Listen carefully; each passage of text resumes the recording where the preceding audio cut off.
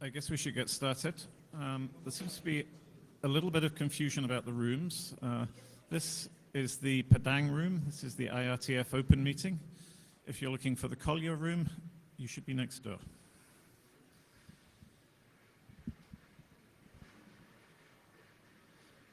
Okay, so this is the IRTF Open meeting. My name is Colin Perkins. I'm the IRTF chair. There should be blue sheets circulating shortly. Please make sure you sign in. A reminder that the usual IRTF intellectual property disclosure rules apply to this meeting. As with the IETF sessions, if you know of IPR related to the discussion, when you're making a contribution, you need to disclose that.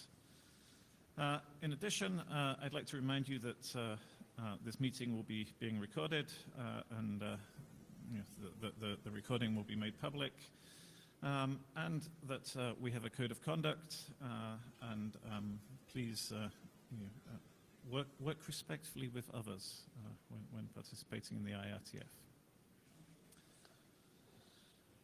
Also, I'd like to remind you that this is an IRTF, an Internet Research Task Force session. And a reminder that the IRTF is focused on longer-term research issues, and we'll discuss more of this later in the session. But unlike the IETF sessions, which are happening this week, this is a research group. It is not a standards development organization. We're doing research here rather than standards. And if you're not familiar with the difference between the IRTF and the IETF, then RFC 7418 is a really nice primer for new participants in the IRTF who have been used to the IETF process.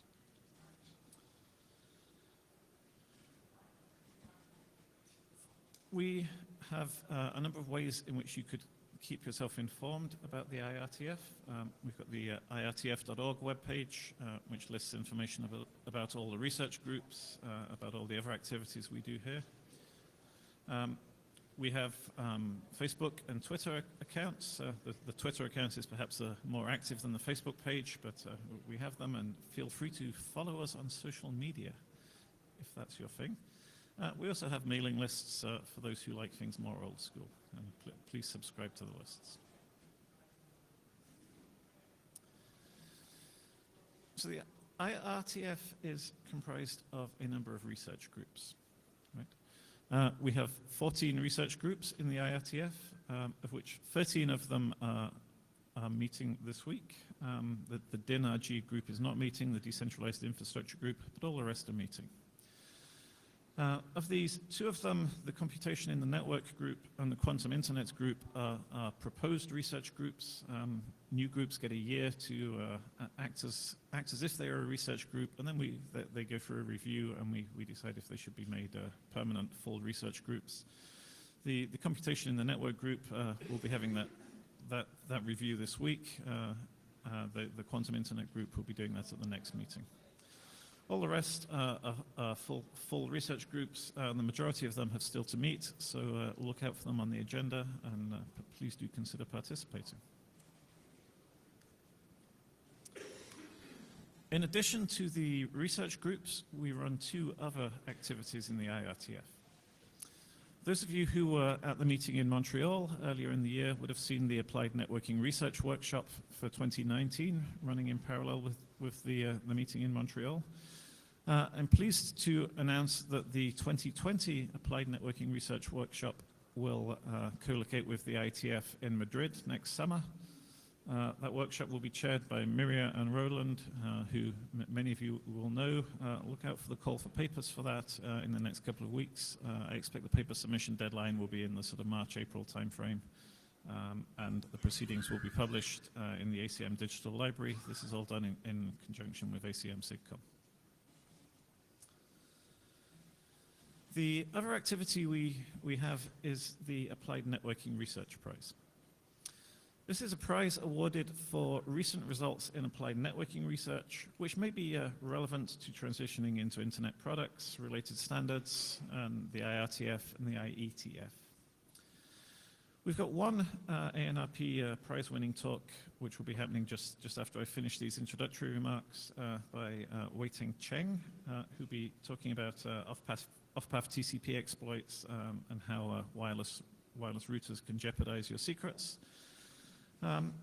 We also have the nominations for the 2020 Applied Networking Research Prizes, which are now open. If you go to the irtf.org/ANRP website, if you've read any good papers on applied networking research, anything which you think would be deserving of a prize, to bring the author to the IRTF and the IETF for a week, then please consider nominating that work. Right? The deadline for nominations is at the end of this week. We're always looking for good nominations, good work to potentially award the prize to. We typically award 2 prizes for each of the IETF meetings, so we're looking for 6 good papers to make the awards to. We had hoped to have two prize-winning talks today.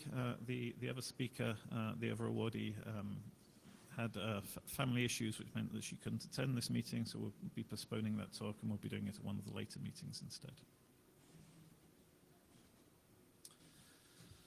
So that's about all I have to say. The agenda for today, the first thing we have up is Wei-Ting with his ANRP prize-winning talk, as I say, on off-path TCP exploits. Following that, we've got a brief update on the computation in the network research group, which, as I say, is finishing its 3rd meeting and will be up for transitioning from proposed research group to full research group after this week. And then we've got some discussion. We've got a little bit of discussion from Melinda will be leading, talking about the relation between the IRTF and the IETF. Aaron and Laurent will be leading some discussion about moving work from the research world into the standards world. And we'll be finishing up with some discussion about how the IETF can help, how the IRTF, if you excuse the typo there, can help academia and vice versa. So with that, I guess we should move on to the prize-winning talk. Wei-Ting.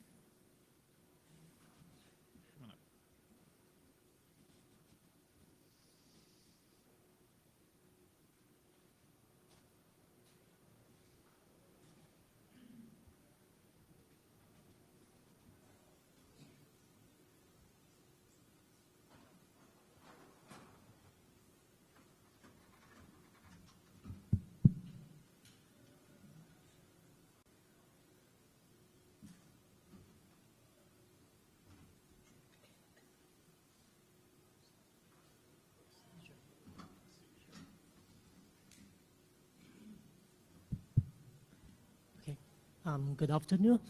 Thanks for the introduction and thank you for coming for my talk. Oh, okay, sure. Is that better? Okay. So today I'm going to share a new side channel we discovered in all generations of wireless technology and how we can exploit it to perform off-path TCP injection attacks. This is basically a cross-layer attack in which a design choice of wireless protocol can actually compromise the security at application layer. So what is the off-path TCP injection attack? Here's the threat model we used in our work. For now, the router is not involved in this threat model, but I will get into that later.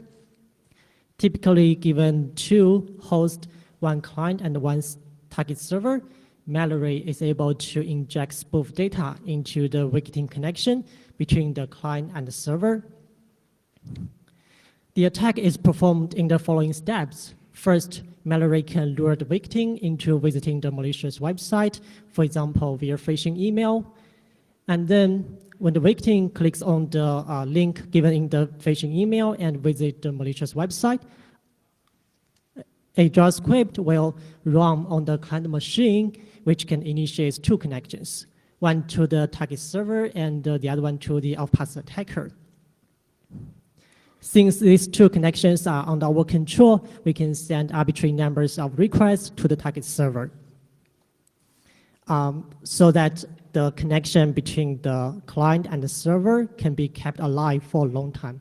as long as we keep sending requests to the server.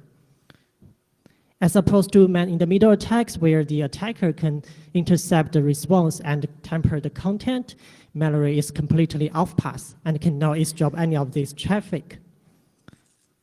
Malware, however, can send spoofed packets with server's IP address to pretend to be the server. Of course, the client will validate every incoming packet based on some secret shared between the client and the server. The secret is created when the connection is established. Because of the secret, it's really difficult for the attacker, for the off-path attacker, to send spoof packets with the correct secret if we just do random guess. Therefore, the JavaScript running on the client machine is also for the purpose of sending some feedback, informing the attacker whether his guessing is correct or not. Since the JavaScript has no privilege, it cannot peer into the victim connection and steal the secret. Instead, we rely on some side channel to infer the behaviors of how the client responds to those spoofed packets. And then based on the feedbacks, the attacker can guess multiple runs and finally figure out what's the correct secret. You may wonder what's the impact of this threat model, because even though we can inject spoof data into the victim connection, the whole procedure is performed on the malicious website, and the attacker can already control the whole page. Why would we bother to do this? Well, the trick here is that once the spoof data is accepted by the client, it will be cached in the browser for a long time. So you can imagine that next time when the victim tries to access the same server, the browser will actually reload this injected page rather than sending a new request to the server. And even worse, if the user does not clear the cache manually, it can be cached in your browser for years. Here, supposed to be a video demo, but unfortunately we cannot do that. So I just took some snapshots to give you some flavor of how it looks like. As I mentioned earlier, when the victim tries to access the malicious website, there are actually two connections underneath. One connects to the target server, in this case it's the CNN News website, and the other one connects to the off-path attacker launching the real attack. Once the attack succeeds, the injected page will be cached in the browser. And when the user tries to access the homepage of CNN News, he or she will actually see this page showing up. As we can see, there is an injected login component at the top. This is one version of the attack we performed for Windows. There is actually another version for Mac OS. You can find these two videos through the link given in our paper. So what's the secret I'm talking about? In order to successfully inject spoof data into the victim connection, we need to know how TCP stack validates an incoming packet. Here's the simplified TCP specification. The secret I'm talking about is actually the 3 tuple, including port number, sequence number, and acknowledgement number. So let's take a close look at the sequence number check. As we can see here, when the packet contains an out-of-window sequence number, the client will actually send a response back to the server. In the other case where the sequence number is in window, but the acknowledgement number is out of window, the packet will be silently dropped. So we can see here, the client will actually behave differently depending on whether the sequence number is in window or not, right? I actually have a question about this, and I got this question a lot, but I don't have a perfect answer for this. So basically the question is that why the client should send a response back to the packet even if the packet contains an out-of-window sequence number? Does anyone in this room know the answer or any reasoning for this? Because it sounds weird if you know that the packet is broken in terms of regarding the sequence number, why we should send a response back, right? Yeah, that's a question we can discuss later. Let's move on. So there are actually several side channels against the TCP connections. I'm not going to dig into the details, but I just want to summarize. The first two side channels have been fixed already. The third one requires a malware running on the client machine to monitor the system. In our work, we discovered a new side channel that is inherent in all generations of wireless technology. And the outpass attack we present in our work only requires a JavaScript running on the client machine. And all three major operating systems are affected by the attack.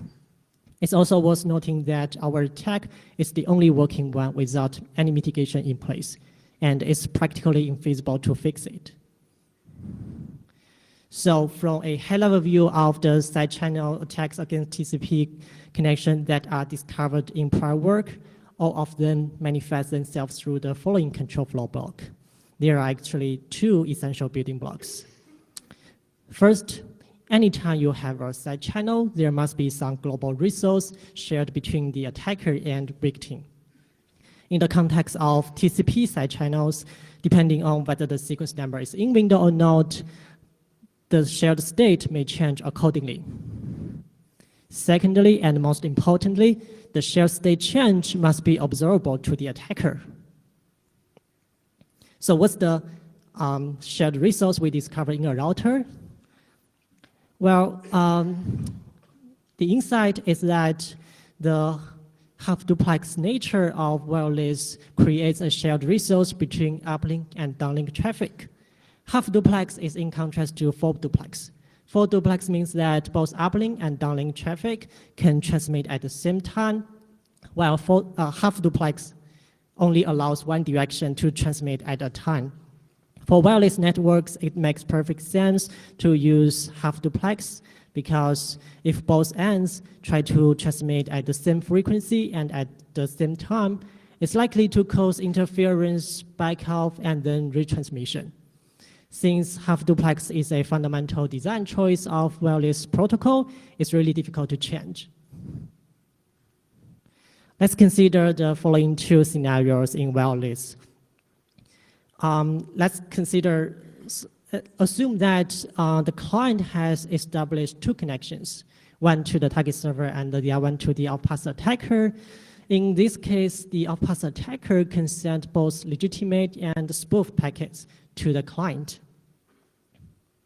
Because wireless is half-duplex, when both uplink and downlink traffic are transmitting at the same time, it's likely to cause interference, which enforces either or both ends to back off and then retransmit.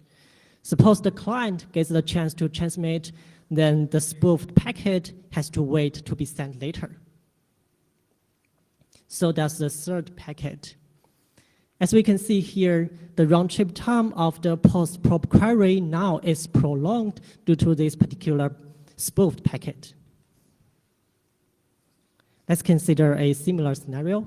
Compared to the previous one, it's almost the same, except that now the spoofed packet can trigger a response. Recall that when the packet contains an out-of-window sequence number, the client should send a response back, right? But the issue here is that the packet is sent back to the server. So how does the attacker can see the difference? Well, because of this additional response triggered by the spoofed packet, the packet, now the post-probe query, now experience more contention, increasing its round-trip time. Let's put them together. As we can see, there is a timing difference of the round-trip times for the post-probe query in these two scenarios. Therefore, based on the round-trip times, the attacker can determine whether the spoofed packet has triggered a response or not, which in turn tells whether the spoofed packet contains a correct sequence number or not. However, you may wonder that the the timing difference resulting from this additional response is too small to be measurable. Well, that's true, but what if we can amplify the signal? So in this figure, we also illustrate the amplifiable nature of the side channel. In this case, the attacker can send two probing spoofed packets to the client, causing more contention, which delays the third post-probe query even further, which means the more probing packets we send, the more contention we experience, and therefore we can observe larger round-trip times.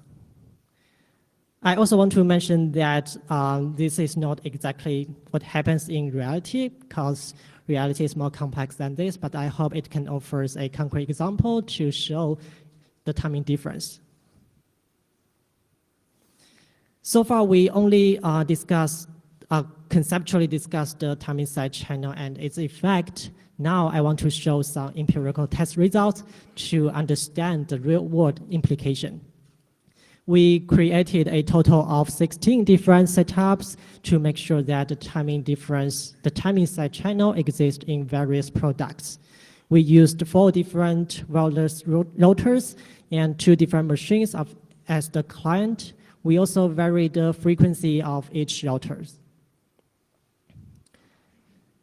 So follow the same probing strategy I mentioned earlier. We measure the round-trip times of the post-probe query with 100 runs.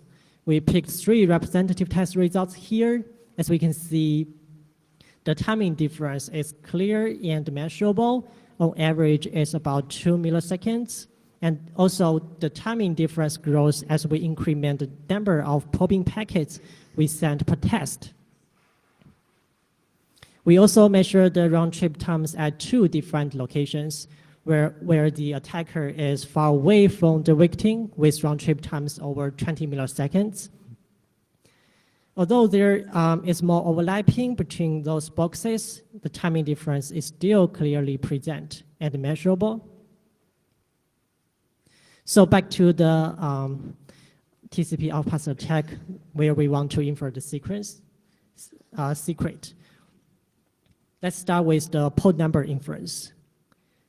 Since the client will behave differently depending on whether the port number is correct or not, the attacker can actually send multiple spoofed probing packets with a guessed source port number to the client, and then determine whether his guessing is correct or not by simply exploiting the timing side channel. Now that we know the port number, we can further infer the sequence number.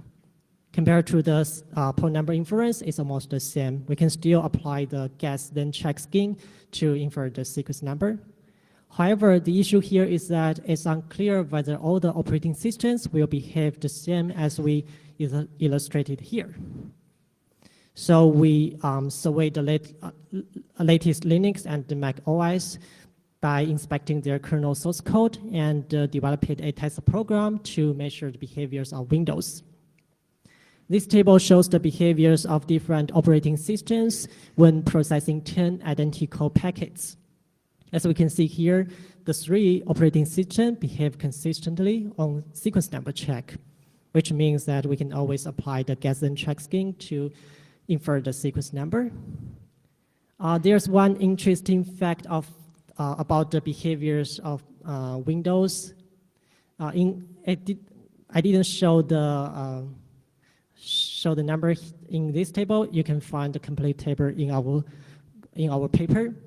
So the fact is that we found that so normally in the RFC draft, it says that the client should send a response back when the packet contains an out-of-window sequence number, right? But I'm sorry. So in the RFC draft, it says that we should accept any sequence number in the window, right? But we found that in Windows, if the connection is idle, then it only accepts the sequence number that exactly equal to the next expected sequence number.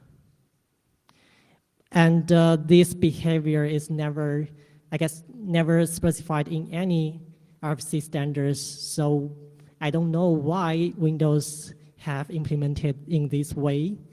So if anyone from Microsoft knowing the answer for this, I will appreciate the answer.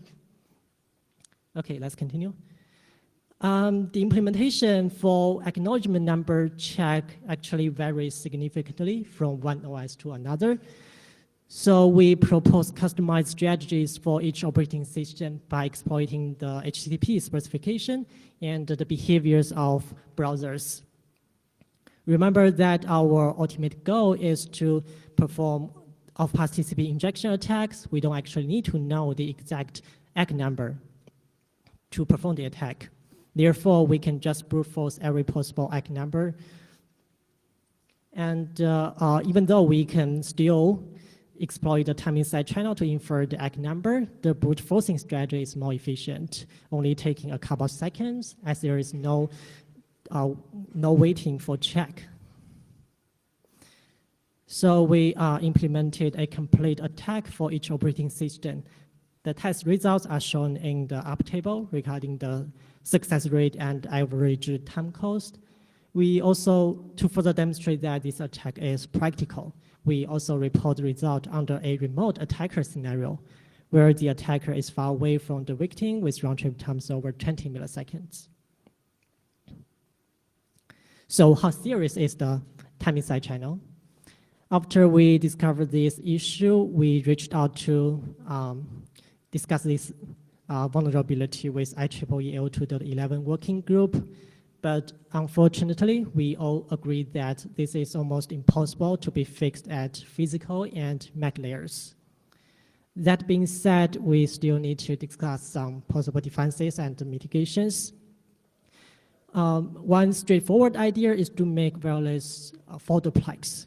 Although research has been done on this area, we are still facing some real-world challenges which need to be carefully addressed. And it's unclear when the technology will be widely deployed in practice. Since our attack also exploits the TCP specification, making TCP stack behave consistently regardless of the sequence and acknowledgement number would be a good defense. One possible strategy to consider is to limit responses for incoming packets with out-of-window sequence number, so that the attacker can no longer amplify the signal by simply sending multiple spoofed probing packets. Lastly, in application layer, using HTTPS instead of HTTP can prevent the attack, even though it does not eliminate the root cause of the side channel. And I also want to emphasize that deploying HTTPS is not enough if HTTP strict transport security is absent. One representative example is the CNN News website I showed earlier in the demo. You can see that CNN News website does use HTTPS, but we can still make the attack succeed, right? The theme here is that when the user tries to access the homepage of CNN News website, the initial request was submitted over HTTP, and then it's the server that subsequently redirects the browser to its HTTPS set. Therefore, the attacker can simply inject a spoofed page, inject a fake page for the initial request. So my point here is that even though you have deployed HTTPS, if you do not enforce it, then it's useless. To conclude, we found a new timing side channel that is inherent in all generations of wireless technology, and we show that the timing side channel is reliable and amplifiable, and it's almost impossible to fix it without substantial change to the wireless specification. We also show that the timing side channel affects Windows, Mac OS, and Linux by studying their TCP stack implementation and conducting real-world attacks against them. We also stressed some possible defenses to alleviate this issue. The source code of the attack is publicly available online, so if you are interested, you should check it out. That's all for my presentation. Thanks for your attention. I'm happy to take any questions. Okay. First of all, thank you very much.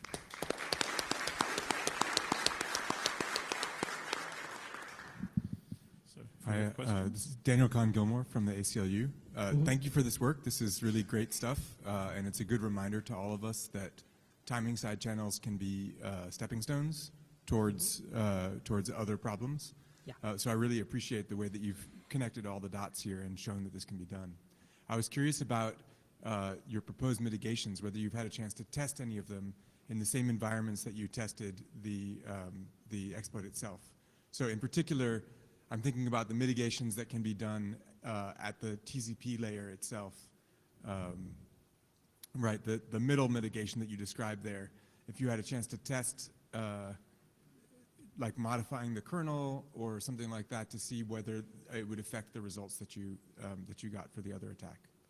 Yeah, that's a good question. Actually, so if you look at the source code for Linux kernel, it actually have implement some mechanism like this to rate limit the responses for incoming packets. But we found that it's actually only rate limit for the incoming packets that has no payload.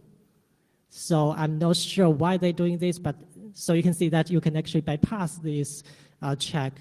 You just need to add 1 byte payload to the packet, and then it doesn't check the limit for the responses. So that's another question I also want to ask, why Linux kernel implement things like this. Yeah, there are a lot of discrepancy about the older implementation of Windows, macOS, and they seem to have their own implementation rather than stick to the standards.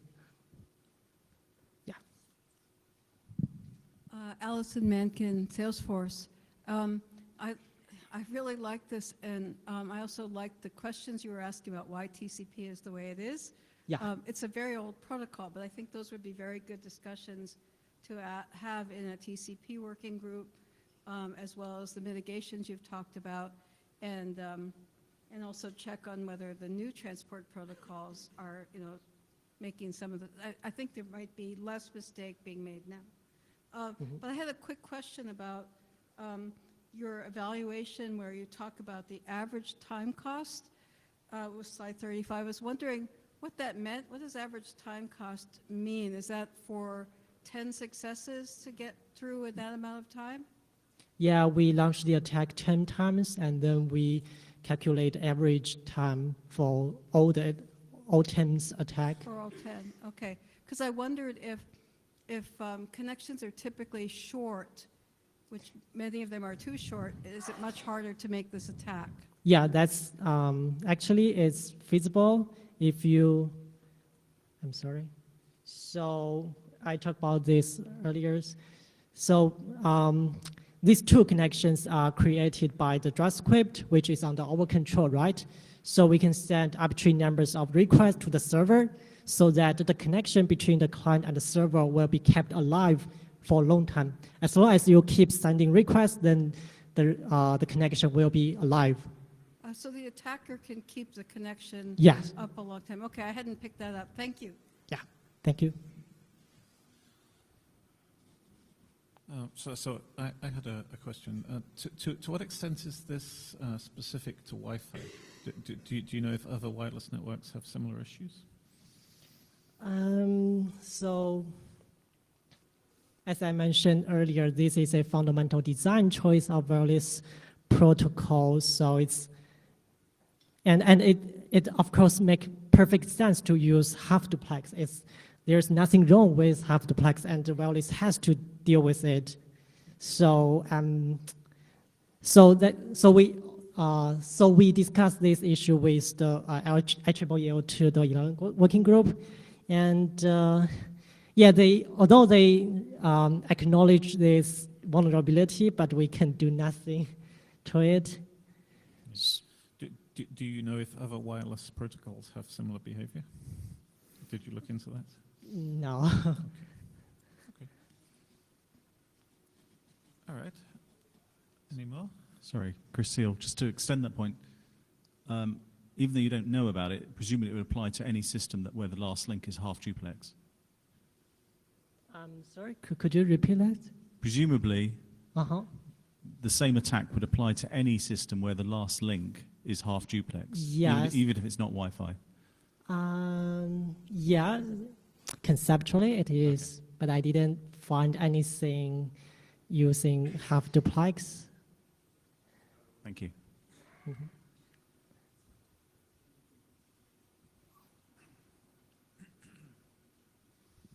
Christian Wittemer. Mhm. Have you considered mitigation such as using randomized delays in routers, and would they mitigate this kind of attacks? Yeah, that's a typical mitigation, but you need to think about the implication because the delay can cause, I guess, if it will slow down the whole network, then it will be another problem, right? So I'm not sure. Yeah, of course, you can delay, you can add more randomization here, there, but I'm not sure how we can implement it without minimal cost.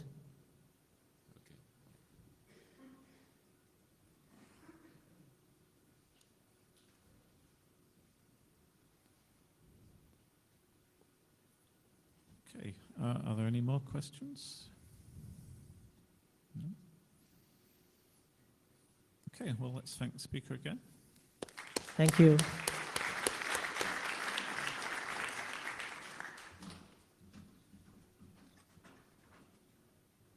All right, thank you. Next up is Marie-Jose.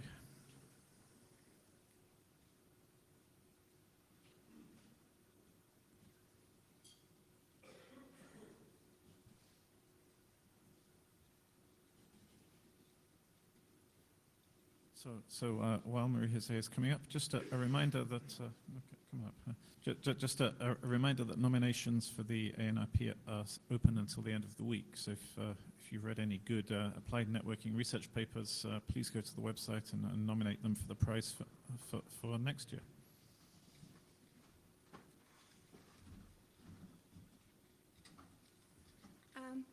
Good afternoon, everyone. I'm Marie. I'm presenting in the name of our three co-chairs, Jeffrey, Eve, and I. And we're COIN, Computing in a Network. And before I start, for the IAB people who heard us this morning, this is going to be old stuff. But at the same time, I would like to thank you for all your comments this morning and to have actually highlighted new things that we should do in our group. It's not good enough? Again? Oh my God. Okay. So again, thanks AAB for hosting us and for the comments. So anyway, who are we?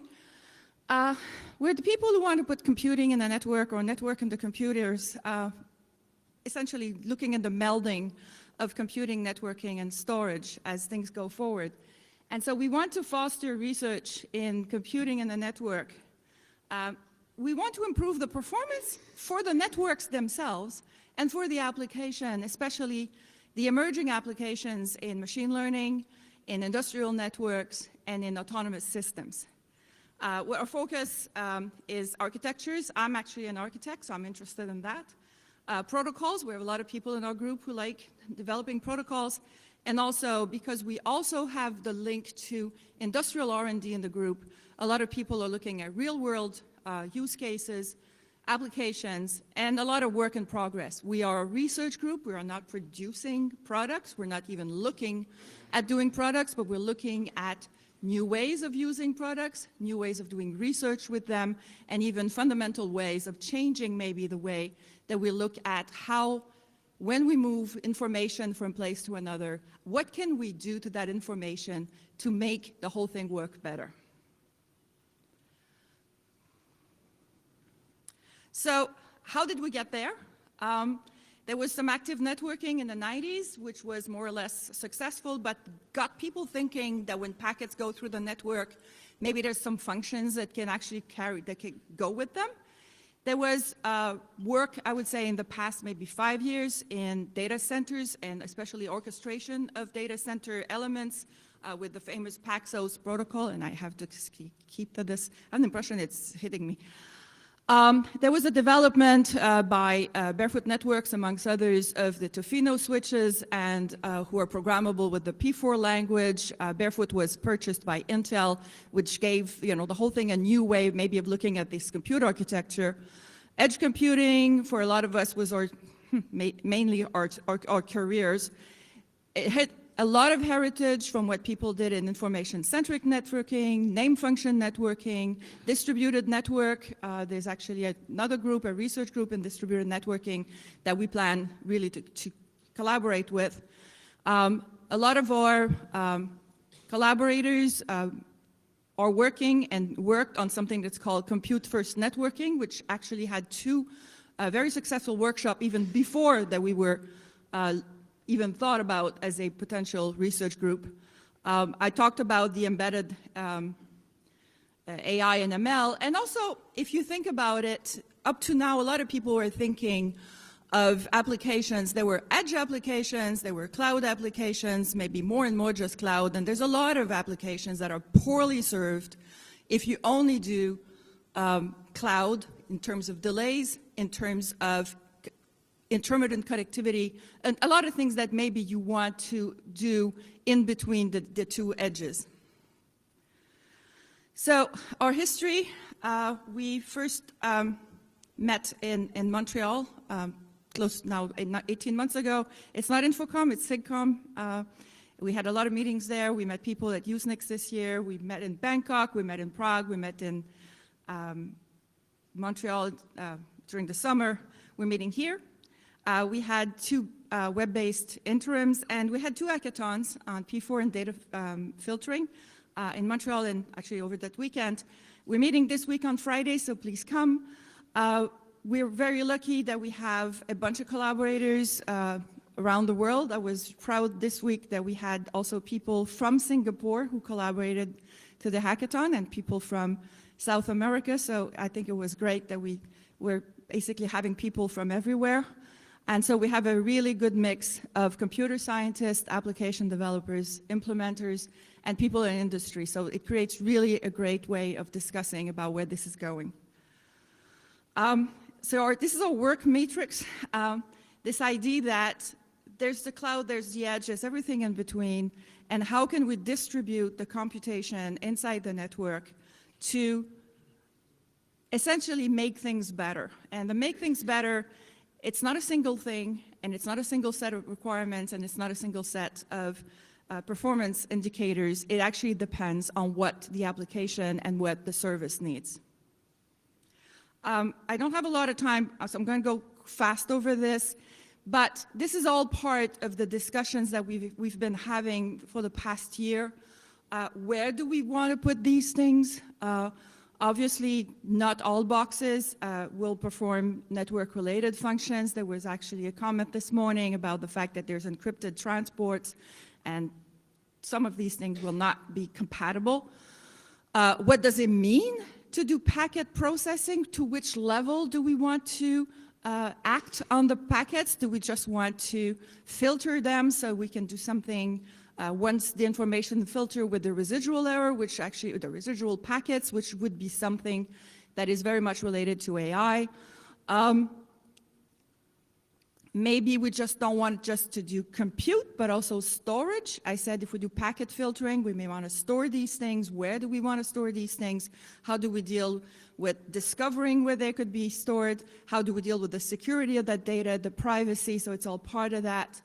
Obviously, if I'm a developer, I don't want to specify where my computing is, but I may want to know how there's a discovery mechanism to allow me to find where this computing and this caching, if necessary, will be done in the best way. And obviously, more and more in big data applications, there's an awful lot of data at the edge, and we may want to do some computing to reduce this information and manage this data implosion. I come from Canada. In the northern regions of Canada, there is no broadband. And even if we want to have some big data applications there for monitoring the environment, for example, at one point we need to use a satellite to go up, and we may want to do some local processing before we do that. Our objectives is to systematically look at these different instantiations. We had comments from the beginning, and people who are here will recognize themselves. We're saying, well, are there any common principles? Are there common abstractions? Are there ways that we could do that in common? Or this will be completely a dislocated type of set of things that really don't work together. I think we find this may not be completely true, but there are common things. We're thinking of common data layers right now, and at least common computing architectures. We want to know what are the best practices. We want, again, to look at if there are non-forwarding functions. Obviously, not all nodes are forwarding, and not all nodes will be computing. And actually, what are the incentives to add this stuff in the network so that new services and implementers know that it exists? What's the commonality? I said we looked at it. So we want to select a programming paradigm. We want to marshal the resources. Obviously, we'll need to meet requirements. Constraint and policies. I've been working a lot in IoT and sensor networks recently, and there's a lot of constraints there. We want to adapt to changing condition, leverage telemetry. And again, this was very much highlighted this morning, these ideas of the security, the privacy, and the trust guarantees. We have to be able to trust the elements that do the computing. We've been very lucky. We've been there for 1 year, and we have tons of people who contributed drafts to the group. And it covers, if you look at this, except security, which somebody again highlighted this morning, all these drafts cover a lot of what we're interested in, augmented reality, data discovery, managed networks, app centers, industrial use cases, which is also one of my big things, requirements, which is essential, and the transport issues. How are things when you look at end-to-end with encryption or even end-to-end principles and you want to start syncing computing element in between? How do you deal with that? And that's actually a big question that we have. So this is, I would like you to join us Friday. And I think we're all very passionate about this. We think there's really cool stuff that we can do, and we hope you can join us in our soundbox. Thank you very much. Thank you, Marie-José. Does anyone have any questions on this? Any questions or comments? Either I was great and you guys are completely stunned, or I was terrible and you're all asleep. Thank you anyway. Thank you. Thank you. So there's some really interesting work in the COIN group, so please do consider joining them on Friday. I'm assuming you're all still here on Friday. Okay. All right. So what we'd like to do for the rest of this meeting is spend a little bit of time thinking about the relationship between the IRTF and the IETF and discussing some of the ways in which the two organizations can interact and move work between the two organizations and so on. I think we have Melinda first. Do you want to say a little bit about the relationship between the two? I don't have any slides, is that right?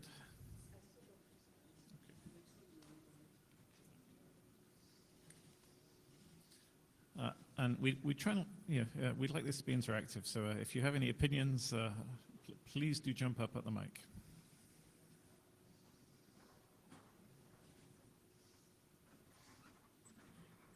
And actually, the more I thought about this recently, the softer my opinions became, or squishier they became. Right, so no slides, and I apologize for that, but only a little bit. Last August there was a workshop on advanced cryptography standardization, and Riyad Wabi, I don't know if he's here or not, gave a talk. Need to stand closer? Okay. Riyad Wabi gave a very good talk on work being done in the CFRG, and it was definitely worth listening to if you're curious about how to write crypto algorithm specifications. But anyway, he was sort of confused about what the CFRG does in relationship to standards and what the IRTF does in relation to standards, and he's someone who is active at it. So when thinking about it, I think that the way IRTF research groups are increasingly functioning is blurring the lines between the IRTF and the IETF. The way that meetings happen and the way that documents are handled are signaling that what's going on in IRTF research groups is actually standards related and that it is IETF related. So I took a look at 7418. Thank you, Spencer. It's a great document. But it was written 5 years ago, and it was raising some of the same questions. I mean, Section 2, which is the bulk of the document, so it was like the IRTF is not the IETF, and talked about some of these issues around how meetings are conducted, how documents are progressed, and so on. And so I think that as research groups are meeting more often with the IETF, we're adopting more and more of the IETF mechanisms, and some of these things do include things like the use of internet drafts as documents rather than research papers, the use of consensus-based decision-making, the notion that we want to agree on something rather than necessarily supporting a diversity of opinions. So basically, the question is, as this increasingly happens, my feeling is that we need to accept things as they happen, but I also think that we need to be careful to preserve what we care about in the IRTF, the research orientation, and continue our focus on producing sort of ideas and enlightenment rather than specifications and engineering. This is showing up in research group proposed charters as well, in particular, and this is an area that I think could use a lot more focus. So that's basically it. As Colin said, this is an opportunity for discussion and sharing opinions and trying to figure out how we want to go forward and whether or not there's anything that needs to change. Okay, thank you. Does anyone have anything to raise? Oh, good. Dirk. Hi, I'm Dirk Kutscher. Yeah, in general, I fully agree. So we have to be careful not to develop a certain, ossified model of doing our research here in the IRTF. And also, when we talk about what makes a IRTF research group successful, or what is a good relationship, and so on. Of course, it's nice if we can, move some work to the IETF at some point. On the other hand, it's going down. On the other hand, it's also valuable output if we, are able to invalidate certain assumptions and, for example, are able to say, okay, this actually doesn't make sense for the internet, and maybe we explode it, but enough is enough, and let's move on. Yes, fully agree. We don't have to produce something which can go further. We could, we can explore something and then say, yeah, we've done it. Hi, Brian Trammell. I was looking at the list of, or the big, all of the research groups we have now, and it's cool that we're almost all meeting, and I think Dinergy was also scheduled and then ended up getting descheduled, so we almost had all of the meeting here. And one of the things that struck me about the scopes of those is that they don't really overlap, but there are a lot of places where, there's kind of gray areas maybe between COIN and some of the stuff that might come out of PanRG eventually, and between COIN and DINRG, and, all of these in T to T, and part of, they're all kind of looking at the same sort of problem space, which is what's next for the internet with an internet focus, but from different perspectives. That would not work at all in the IETF, right? Like having two working groups working on exactly the same thing is an excellent way to annoy the IESG. I hear a couple of ex-area directors laughing. The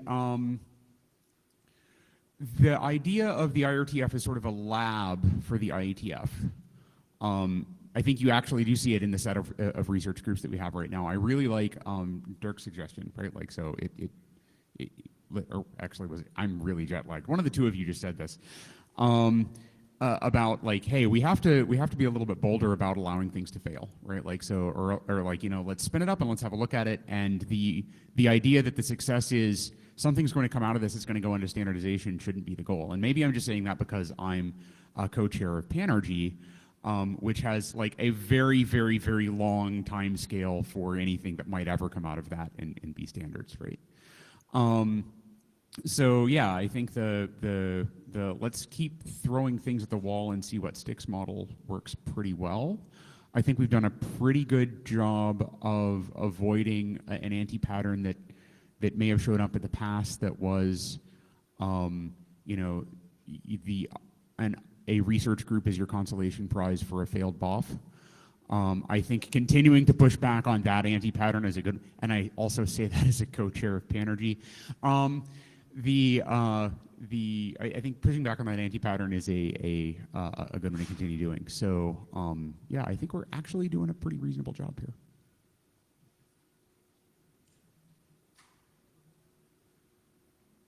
Laurent Chavalia. I think this is a very important question for the IRTF and IETF to discuss. Maybe we can also consider not necessarily already the stage where there is a research group being proposed, but more there is a research question or a research topic and how and where it could be addressed. I mean, maybe IRTF and IETF have some ways of seeing the world or approach problems, but they may be also wider scope. If we think ITUT, HC, other groups, or even, I mean, other organizations, not necessarily standards related, may also be other opportunities to the stage or the life cycle of a research idea or research proposal can go through different groups and be matured at some stage and then maybe be brought up to the IRTF and maybe go somewhere else. So I will consider very important IRTF, IETF, but maybe also try to widen a bit the scope because there may be other groups or stakeholders that could have good views or good competency in progressing a research idea in the overall ecosystem. Yeah, I mean, certainly a lot of the research groups have historically had pretty close links to academic conferences in the area. And I guess the network management group would be one of them, but it's certainly not the only one. The quantum internet group, I think, has reasonably close interactions with some of the conferences in that space too. Hi, Stephen Farrell. So I think one of I think there's lots of good aspects of the IRTF being close to the IETF. One of the less good aspects, I think, is that research group chairs find it hard to deal with a lack of consensus. In the IETF, we're looking for rough consensus. That doesn't need to be the case in research groups, but I think more and more, it seems like there's a tendency to try and, you know, reach the same bar of rough consensus. Whereas I think research groups would sometimes be better publishing something that's, whether it's a draft or an RFC or something, that, you know, this is this person's opinion. Lots of other people don't agree with it, but it's still an opinion. I think it would be good if research groups were more encouraged to allow that kind of lack of consensus. Yes, I think that's a very good point. You do not need research group consensus to publish an RFC. You need to have an interesting document which the group thinks is worth publishing and the IRSG agrees. And you know, as long as it's clear that this is an opinion piece rather than a consensus piece, that's just fine. Yeah, I think maybe it needs a bit more encouragement. Yeah. You know, equally, research groups are not evaluated based on the number of RFCs they produce. Tall people.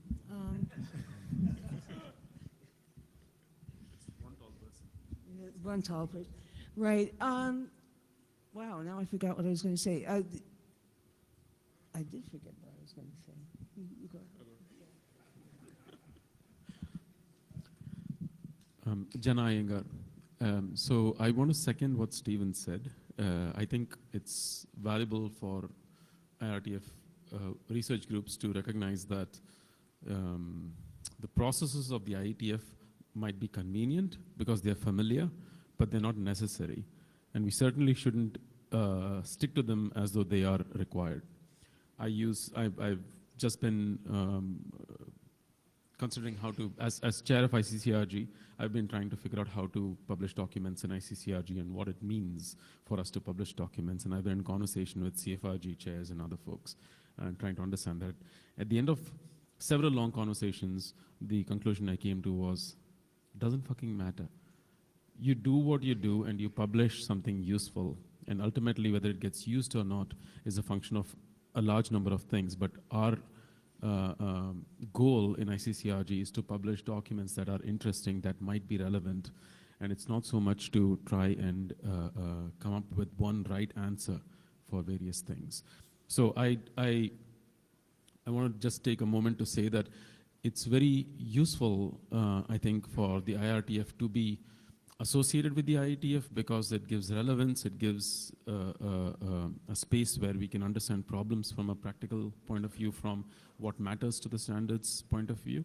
At the same time, I think it's also useful for the IRTF to be slightly independent of the IETF and to think of itself as independent from the IETF. It doesn't need to be driven by IETF. It doesn't need to be driven by things that will go back into the IETF or problems that are necessarily coming out of the IETF. So it occupies an interesting space. And in that, I will just say one last thing, which is it provides a venue. It's not just the work that's happening in the research groups. I see increasingly ICCRG as a venue, as a community, where we are able to bring people in from academia, from the industry, from standards areas. I have people who come only for ICCRG from the industry, and they also happen to be in the IETF. But that's what I want to foster. I want to have that community be built and the community to be available so that when we actually have problems in the IETF that needs this community, we have the community available on hand. I remembered what I was going to say.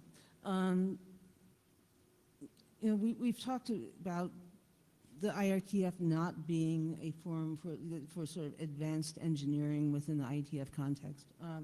But there does seem to be demand for that activity to take place somewhere. The IETF working groups are very, very narrowly scoped. They have very specific deliverables, but often people want to talk about engineering problems more broadly.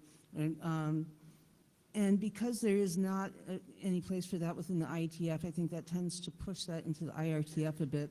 And it's really not within the IRTF purview to deal with that, but it is something that I think we might want to be talking about with the IETF. Yeah, I think that's an important point. The IRTF works, the IETF working groups are very narrowly scoped. The IRTF is very blue sky, and we've had a couple of discussions with, you know, there's a gap in the middle, and several people have mentioned this.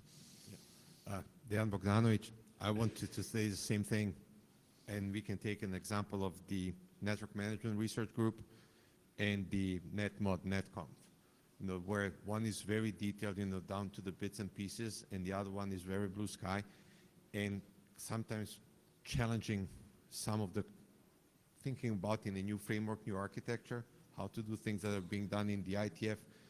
Getting such feedback from the IRTF would be useful, and trying to say, hey guys, stop working on something that is being 20 years as a general accepted concept. Try to think in these new terms, and getting some of those new thoughts from the IRTF would be helpful. Yes. I suspect the scheduling could be made to work if people want joint sessions to have these discussions. Hi, this is Eve Schuler from Intel. So I like this discussion a lot, so thank you for bringing it up. It points out to me, at least, that in some ways this discussion around relationships with IETF is around what's our metric for success in the IRTF, and maybe one of the predominant ones is, you know, informing the IETF, but it also raises the question, you know, what are these other ones? And some of the relationships that are spawning now among some of these other groups, if you look at the research group Thing to Thing, it has to do with sort of the broader community and many of the relationships with other standards bodies. And so it just got me thinking about metrics of success and best known methods and things like that. And I wonder if collectively as a research community within the IETF, we can catalog some of those and sort of share some of those in terms of like what are our objectives as a community, and then ultimately help the IETF more. So just thinking out loud and recognizing that there are more metrics to success beyond simply the relationship with the IETF. Yes, yes. I mean, I think that is certainly true, and a research group is not necessarily expected to produce anything which would be useful to the IETF. You know, it's there to understand the problem space. It's there to have to explore some ideas, produce some new knowledge, and occasionally that leads the group to a place where, you know, another effort can be spun up in the IETF to then standardize something based on that outcome. But that's not necessarily the metric for success, although it's a metric for success. And you know, just understanding a problem better, producing a bunch of papers, producing a bunch of PhDs, is a perfectly reasonable, successful outcome for a research group. Yes. So I think the points I would like to highlight, as a research group, don't feel that you have to follow the IETF process. Don't feel you have to have consensus. It's often convenient to meet here, you know, and there's good reasons to meet co-located with the IETF because it gets some nice discussions and interactions with the standards community and with the people building products. But meet in other places. You know, meet with conferences, have workshops, do whatever helps advance your research. I'm sure Alison will remember that some years ago, I seem to remember the Reliable Multicast group meeting on the beach in Cannes, next to the SIGCOMM conference. So we can meet in all sorts of places. It doesn't just have to be in a windowless meeting room next to an IETF meeting.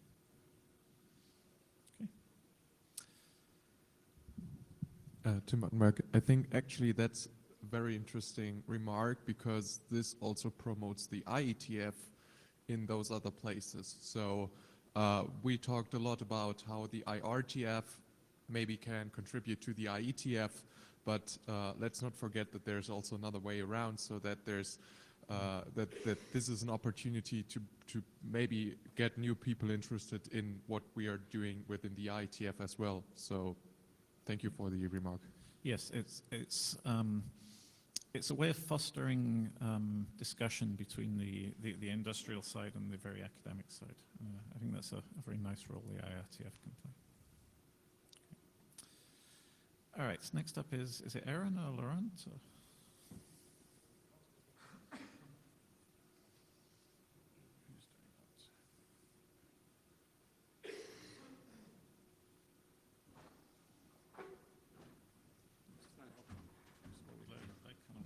There you go. There's not that much on the slide. No, the other side. There we go. Okay. Okay, we got most of the slide up. Yeah, and some. Okay. Hi, I'm Aaron Falk. Whoops. Slide's gone. I can't talk without the notes.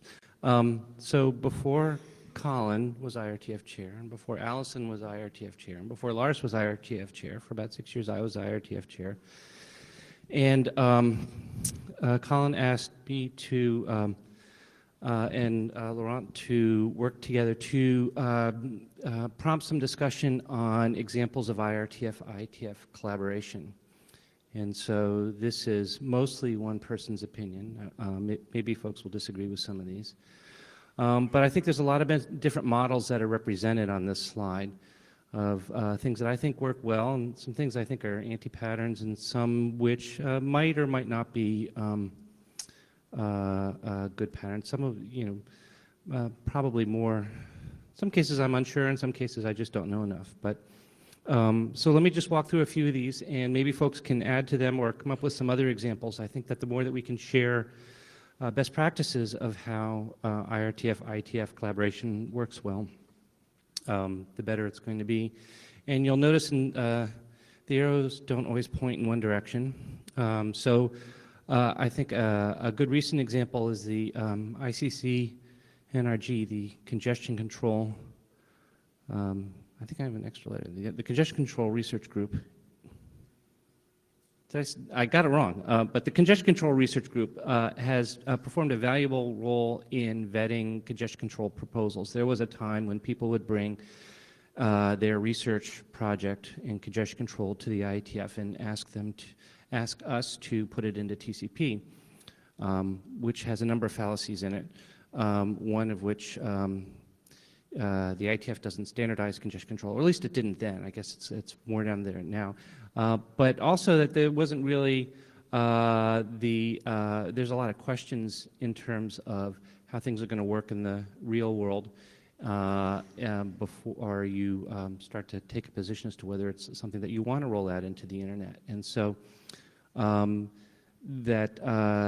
this research group was created, and one of the valuable functions that they did was to bring together researchers who are familiar with congestion control and research in that area to evaluate proposals and then make some recommendations as to whether IETF protocol should support it.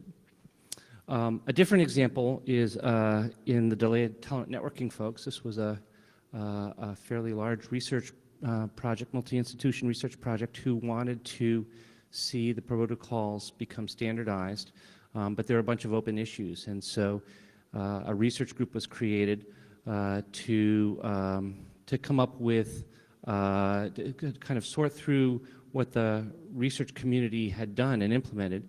And out of that came some proposals for standardization, and a working group was spun up to standardize that. So that was, I guess that's a little bit more of a one-way arrow. I guess maybe Stephen, were there things that came out of the IETF working group that fed back into the research group? No. Okay, so that was a one-way arrow. Great.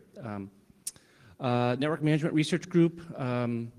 I guess Laurent can comment to this. Was the proposals through there became part of the ANIMA working group in the IETF. CFRG, I think we've already talked about a little bit, that it brings together a bunch of folks from the crypto community who aren't naturally participants in the IETF process, who evaluate cryptographic proposals and make some recommendations that the IETF can then use to evaluate protocols. And so I guess the way that I understand the security area works is there's sort of a deference to the CFRG to give like a thumbs up or thumbs down on crypto proposals. And so that's sort of you're bringing in an area of expertise that isn't really present in the IETF, but the IETF relies on quality in that area. And so that's sort of a little bit like the congestion control idea. There seems to be a couple of groups where there's a bunch of expertise in the research community which develop interesting ideas, whether that's congestion control or crypto, and demonstrate that they work, and then the IETF groups say, yeah, that's useful to us. And, so I think it's maybe a little more nuanced than that. That in some cases, if they're coming up with ideas, I think in this case, like CFRG, is they're evaluating proposals that come from outside. So if you so there's a vetting process that requires expertise that isn't present in the IETF. Yeah, there's a. If I remember right, they seem to run a bunch of competitions for, we want an algorithm to do this, and some proposals come in and they evaluate them and figure out which ones work. Yeah. Reliable multicast is a fairly old or long-lived activity in the IETF, and I think that's an example of research that turned into some standardization. Didn't solve all the problems, but there's some protocol work that came out of it. The peer-to-peer research group was kind of had a whole burst of energy. I think that came out of some issues in industry, and then the research group was trying to come up with metrics for evaluating aspects of peer-to-peer protocols, and then the Alto working group came out of that. So I think these are different kinds of success. Let me go to the anti-patterns, and then I'll come back to the uncertain ones, and maybe that'll be the start of some discussions. So the name servers research group was kind of winding down when I came into the IRTF, but for a long time I had heard like that next generation DNS is happening in this research group, and the research group was closed and never actually published anything. And so I think that's an example of where nothing came into the IETF, and so that wasn't a very effective way of collaboration. That's like we said in the last session, that's not always the objective of a research group, but I think there was a bunch of proposals that went into the IETF, and then were redirected into this research group, and then nothing came back. So I think that that probably was a little bit of a swing and a miss for the organization. Anti-spam research group, I think that there were hopes that there would be proposals for how to deal with spam that came out of this group. I think that very little IETF activity actually took off from that. I'm happy to be corrected from that. I'm looking at Stephen. I don't know. All right, so not you. Uncertain. HIP was, I think, an interesting IETF activity. There was a bunch of energy in the hallways to implement HIP. HIP was proposed as an alternative architecture for addressing a bunch of problems at the time in the IETF. And they tried a few BOFs to get work going in the IETF. I think that it was, my opinion is it was proposed as a little bit too sweeping in terms of what they were trying to accomplish. And for that reason, it sort of bounced off that, we charter working groups if we think that they're focused and they're going to, have narrow goals and accomplish those goals in a reasonable amount of time. And so then they became a research group. And I think that there's been some HIP implementation, but I don't think it had the deployment that they had hoped for. Do you want to comment now, Allison, or wait till Yeah, I'd like it if you define uncertain, because you're starting uncertain with HIP saying it didn't really succeed. And when you and I had a little exchange about this in email, I'm Allison Menken, it was, you said it didn't really mean that, so. Well, my feeling is that this is that this characterization is, I'm uncertain about. To me, it is not obviously a good example or a bad example of IRTF IETF collaboration, and so I think it's a little bit of a mixed bag. So I feel like HIP, I don't think is a clear example of like it working really well, but it is an example of something that was sort of, there was stuff happening in the IETF and in the IRTF, so there was some collaboration, so I'm uncertain as to whether I would call it a good example or necessarily something that we should, an anti-pattern. So that's... Okay, I'm going to stay at the mic okay, for when great. you continue. So the routing research group is, this is a, when I came into the IRTF, the routing research group had been around for a long time. And I think that it was not a good example of collaboration in that what I saw of it was that proposals that the IETF didn't want to deal with were redirected to the routing research group, oftentimes that they would just not come to the IETF. The end-to-end research group, and I think is, so I put this in the worked well column based on your comments, and I think that Colin didn't get my updated slides. So let me speak as if it was in the worked well column, because your comment, I was persuaded by your earlier comment, Allison, that it was an example of a bunch of research activity that found its way into the IETF in, I think, a less, it was a much longer lived research activity, and so it was less sort of not the same kind of example of something that was focused like DTN, but something where there was a, it was a lot of research that happened over time. It was a closed research group, and so it was kind of indirect in how things came out of the research group and into the IETF. There were a few examples of drafts, but there were also research papers and implementation projects that came in. And so it's a very different animal than some of the other stuff in the left-hand column, but I do think it's a good example of the collaboration. And then the QIRG... It was a very open-ended activity, as I understand. Yeah, measured in decades, yes. Popped out. Yeah. And so QIRG I put in here because it's new, it's uncertain, but I think that it's a, I don't want to say yet that it is a great example of IRTF, IETF collaboration, because there's really been very little IETF activity, except for the fact that there was a QIRG tutorial, which was very popular. And so if you want to look for a different kind of pattern of IETF, IRTF collaboration, a sort of an education approach, of like, here's an interesting research area that is related to networking and may have eventually activities in the IETF, but in the near term is a source of information and educating and sort of raising the clue level in IETF participants, then I think QIRG is sort of an interesting example of that. So at this point, The one thing I would want to add is end-to-end, it really did, it was a task force before, and it was a peer of the IETF, so it was a different animal indeed when it first started out and for like 20 years. But to be clear to people who might not know, it incubated our entire media, the internet media protocols. It incubated DiffServ, it incubated ECN, all kinds of stuff that we wouldn't have without it. So what kind of thing could be like that in future, I'm not sure, maybe nothing, but it was actually very high impact on the IETF, just quite different from the research groups we have now. Yep. Hi, Stu Card. I have to kind of agree with your characterization of HIP in terms of a burst of promising activity and then a long dormant period.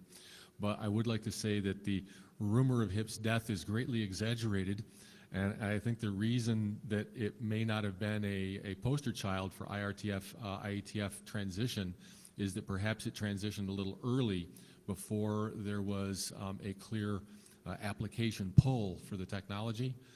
But the trustworthy multipath remote identification BOF tomorrow morning is an application pull for which we think HIP is actually an excellent fit. HIP in our time. Very exciting. Christian. Christian Wittemer. Yeah, at the time, there were some research groups that were closed membership and some that were open. Did you observe any kind of relation between the fact that something was closed and its success or not? Well, two of the groups on here, the only two that I know of, closed groups, are on this list. So the name servers research group, NSRG, I can't remember if name servers is the correct expansion, but the names research group was closed, and then also end-to-end research group was closed. And so I think we've got both sort of a positive and a negative example, so I don't think we can draw conclusions. Also, this is pretty far back. I don't think that there have been any closed research groups in recent memory. Everybody's shaking their head. So, but actually, I think, Christian, you raised a point that I wanted to make earlier on in the discussion in the last section, which is there's an enormous, the IETF has a very constrained process because we want to be open, transparent, and standards organization. The IRTF has none of that, and there's a lot of flexibility in how research groups can operate. And that discretion is typically given to the research group chair to organize it in a way that keeps the energy up and accomplishes stuff. And so making a group closed is one aspect of that, but meeting in other locations is another piece of that. And I don't know if it's still the case, but it was for a while. The only requirement was that you should meet once a year at an IETF meeting to promote some collaboration and cross-fertilization of ideas. But other than that, you can pretty much do what you want. I think that's a great thing. Yep. David? Yeah. So I was going to comment on a couple of things. First, end-to-end as a closed research group is going to leave people with the wrong impression. It was closed in that membership and participation was by invitation only, but the chairs were incredibly clueful in figuring out who to invite and reach out to and move forward. So that was quite a bit of, the other thing I was going to do, I think, is probably mostly on your next slide. So you're going to get to that, or do you want to talk about? I wasn't actually going to prevent the next slide. That was more sort of reflection on stuff, and I thought that the discussion, the reflection from the folks in the room was probably more interesting than that. But if you want to go to the next slide, we can. Well, having got a glimpse of your next slide, I think the different forms of transfer is really insightful because the first bullet there basically is an incubation. It's pre-standards, and the goal is to spawn standards activity, and a group that started that way needs to have the courage to say, we've done the job, we're getting out of business. The second line is an area of overlapping expertise. where for both ICCRG and CFRG, you can identify a community of expertise strongly grounded in research that is complementary to the standards work that we do here. And that's a really good structure because it avoids inflicting the research on the protocol development and the protocol development practicalities on the researchers. Laurent should get credit for making most of this slide, since it's so insightful. And I agree with your comments. Wes Herdeker, ISI. One other good thing that came out of it, and when you're totally done, I have a much longer thought train to expound upon for both the previous presentation and this one. But the NMRG was also actually the root for NetConf and Yang, and it was a short-term model that has certainly heavily affected the IETF today. And it started as sort of a fairly short project of 2 to 3 years. That it was too long to do in the IETF, and the research, was the right place for it to start. And then it's certainly transformed a lot since then, but it's a great tech transition story. Thanks, Wes. I wasn't involved in that, so it's helpful to know. Spencer. Please finish your slide. I don't feel the need to say anything else. Oh, okay. Hi, this is Dave Oran. You focused on a bunch of things in the IRTF that have had, for better or worse, interesting characteristics in their interaction with the IETF. There are a few of things here where we also want to look at our failure models as well as our success models. And I can think of at least a few research groups, which I will not name, that wound up getting chartered, and then we discovered that there actually weren't any interesting research problems. And they bounced around for a while, and they couldn't produce a standard because they weren't in the IETF, and yet we discovered that what was happening in those research groups wasn't research. So one of the things I think we do need to sort of guard against is allowing groups to keep going on and on and on with not understanding what the boundary is, and there actually aren't any interesting research problems in that domain that could drive a research agenda. So just a word of caution there. So I guess my first response to your comments is that that's none of the that's ones out on of your scope list for the fall in that discussion. category. This is about IRTF IETF collaboration. But to respond to the substance of that, some of the groups which will go unnamed, in fact, were chartered because there were things that were believed to be needed in the research community that weren't ready for the IETF to deal with. And that kind of collaboration with the thought that things might transition into the IETF were motivations for forming those groups. So let me just reiterate my point. There have to be interesting research problems independent of whether the output is something that winds up in the IETF or not. I think that this to some extent is the difference between research and development. That we need to find interesting research problems, not just interesting advanced development problems. well, maybe you and I disagree on this, but I think that there's room in the IRTF for both if there's an energized community that wants to work on it. Because this is, again, my personal opinion is that the IETF succeeds with things that are pretty well defined. And there are things that are not very researchy that may need more definition. I think having them happen in the IRTF is okay, but that's different from, so I think that there's a lot of different kinds of things that can grow in the IRTF. And I think that I don't see a benefit to creating another organization to hold those things because sometimes it takes people with, it's that research and an implementation collaboration that the sort of joint expertise that it takes to sort of get them over the line so that they can be baked here. So I don't disagree with Dave. They don't always succeed. I mean, the list of concluded research groups, for some value of concluded, is much longer than the list of active ones. Of course. I think we need to be clear that there is, that we believe there are research issues before we charter a group. And you're the boss. Yeah. you know, my view tends to be that if it's just that it could be engineering, it's just a longer term focus than a typical IETF group. To me, that should be perhaps a different type of IETF activity. I don't want to get into semantics on where you draw the line between research and engineering, but I think it's hard to come up with an objective measure on what that is. There's always a bunch of things in a gray area.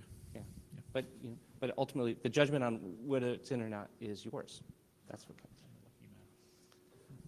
Somebody at the microphone say something. Yeah. So Spencer Dawkins, and I wanted to thank Colin for putting this topic forward and Aaron for doing this presentation. I wanted to cut down to your bottom bullet about documenting this topic more precisely. It seems like to me that one of the things when we succeed in research groups, at least some of the time, we do that by involving a lot of people that don't understand the IETF very well. And that means that it makes transition hard, especially if they don't know what's been tried before and what has been tried that has worked out badly. Back in the day, not very long after Lars became IRTF chair, he had me working on what became, I think it's RC 7418, that's the IRTF primer for IETF participants. And the problem we were shooting at back then was people coming from the IETF with the understanding of the IETF process, and that's not the way the IRTF works. And the thing, I don't know, it's like 8 or 10 pages long, something like that. It's not very long, but it has the list about scope and time frames and participation and meeting places and stuff like that. But that was the problem that we were dealing with. That was the problem the chair of the IRTF was dealing with then. And it seems like to me that because we don't have the same research groups now, and we don't have the same IETF, and we don't have the same IRTF chair, it seems like the problems that the IRTF chair is facing now is more getting things slotted in the right place in the first, on the first bounce, so that it's not the fail-boff consolation prize that people tried to make it, and how just documenting what the models are. DTNRG basically kind of picked up stakes and moved to the IETF. That's a model. Other people have models like ICCRG, which is a completely different model. I would caution against trying to make this very precise, because the research groups are really, the scopes are big, whether the research groups are big or not, and they're really different. And we don't have a lot of them to base criteria on. But to just even write down, what happened in the past and how it turned out, which is oddly the PAN-RG draft on what not to do, is kind of doing for path-aware networking, but to basically do the same kind of thing for the IRTF and the IETF interaction. Yes. Wes? I think that's important. Wes Vertiker, How are we doing on time? We've got a couple of minutes, so okay. If we close the lines after these okay. comments. Did you say 10 minutes? There's another talk. A couple of minutes. We've got another talk. Okay. All right. I can go on for 10 minutes. So, I think looking at both the last two talks, right, they're very informative in how do we think about the IRTF over the longer term, and especially working groups and when they're successful. And there's a real challenge there because there's a width issue, right? IRTF groups need to span from, far-reaching research that, is looking out in the far distant future to stuff that needs to transition, fairly quickly. And actually specifically transition to application and real interoperability. And so, you can look at results as, we measured this really cool thing, we found out that nothing needs to change, that's still a success, right? We've looked at a problem space and we found that there is a problem, we're creating new work or a new working group out of it, that's great. And we have improvements and suggestions, and that got transferred into, into protocol changes, on the wire.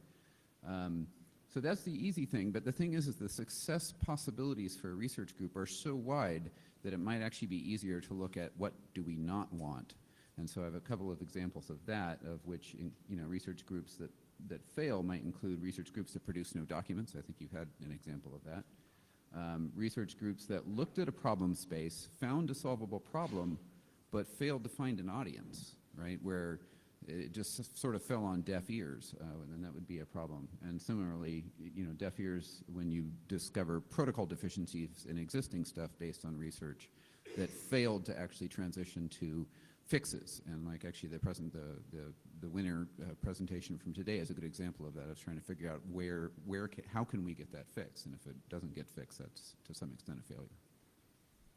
I would say the most insidious example of something that doesn't belong in the IRTF is a particular company proposal that is trying to create something that looks like an open forum but doesn't have a constituency. I saw several examples of that when I was IRTF chair, and I think that was it's like, okay, maybe there's interesting work here, but it's just like your little narrow thing. There's nobody who wants to collaborate with you, and so we're not going to create a group for you, no matter how many people you have show up. So, but I think your examples are good as well. Eric?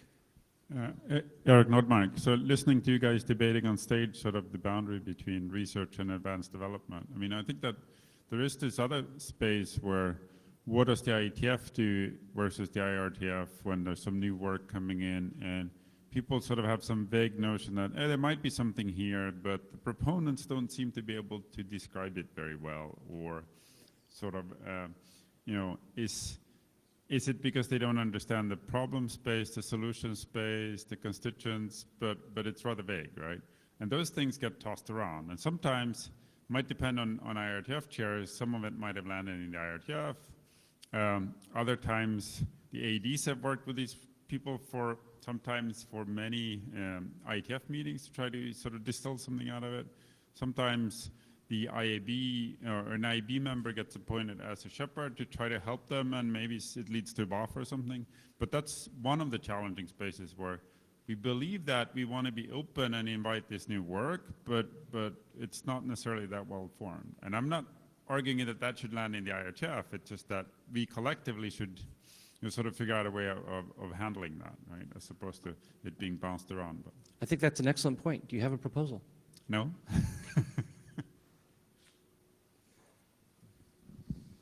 Do we have time for Rich? Last one. Last All right, one. Rich, All right, so I just want to mention on the bottom two sub-bullets, I think it's always good to write things down, but you want to be careful to make sure that it doesn't become a requirement that all research must successfully transfer.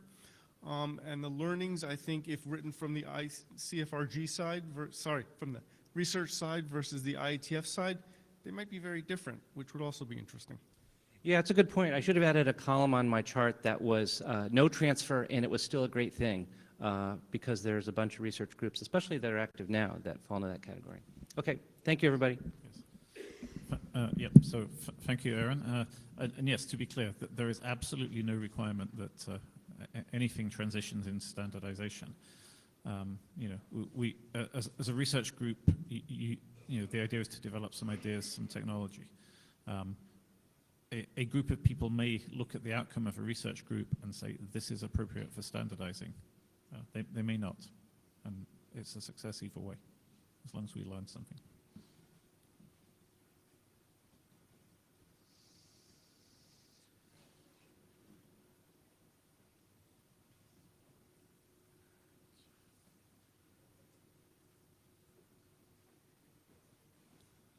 All right, so having spent some time talking about how the IRTF and the IETF can interact, we'll talk a little bit about how the IRTF and the broader academia can interact. Hi, it's me again. And for the people who started hearing me at 7:15 this morning, I promise it's the last time.